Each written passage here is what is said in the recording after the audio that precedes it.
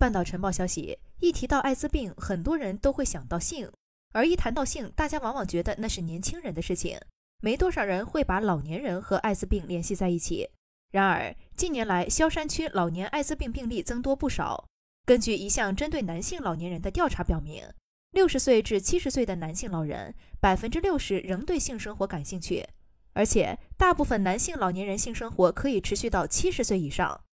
一位71岁的大爷自述，一次偶然的机会在公园认识了一个很健谈的朋友，慢慢进入了男同这个圈子。自己觉得男人和男人玩一下没有什么大不了的，还没有避孕的烦恼，所以进入圈子之后从来没有使用过安全套，也不知道什么是艾滋病。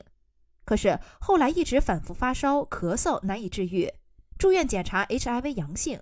随着我国社会老龄化，关注老年人性需求现状，正确引导老年人的行为，对促进老年人健康和社会进步具有重要意义。